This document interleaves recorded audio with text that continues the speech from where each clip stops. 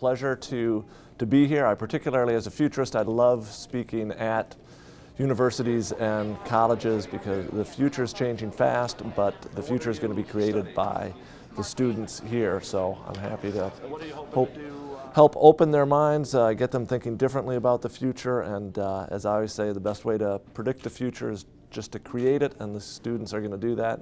But hopefully I can help them out with some of my thoughts this evening. The first thing what a futurist is not is we don't claim to predict the future. If in fact you run across a futurist who claims they can predict the future, run away from them because they're flat out lying.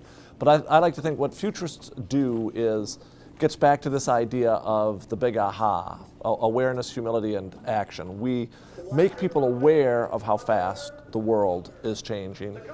We also help organizations and individuals challenge their assumptions about what they think they know about their community, their job, their industry, their students. We challenge their assumptions and get them to think differently and see the future from a different perspective. But the final thing we do is we catalyze people to act. As students, as leaders, the action I need you all to take is take regularly, take a week just to think, to reflect on how your world is changing. And I can already hear what some of you are thinking. It's like, who do you think you are to tell me I have to take a week to think? Don't you understand how busy I am? I do understand how busy you are, but if you're saying you don't have a week to think, you're also saying you don't have 2% of your time to think about the future.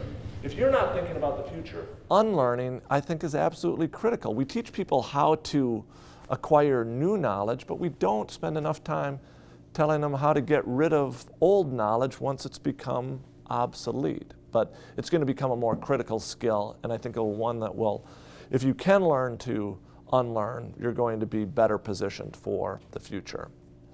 As we approach the future, the one thing we all need to keep in mind is what we don't know.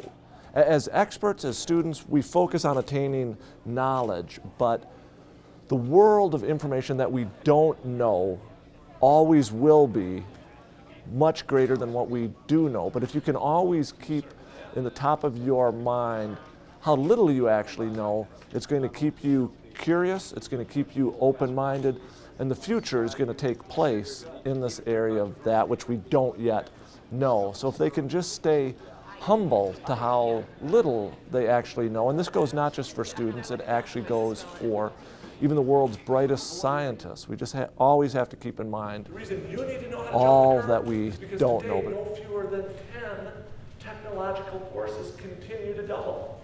Computer processing power, data storage, bandwidth, the sequencing of human genomes, advances in biotechnology, nanotechnology, robotics, 3D printing, sensor technology, and the collection of data. All of these trends, they're not creeping up linearly, they're shooting up exponentially.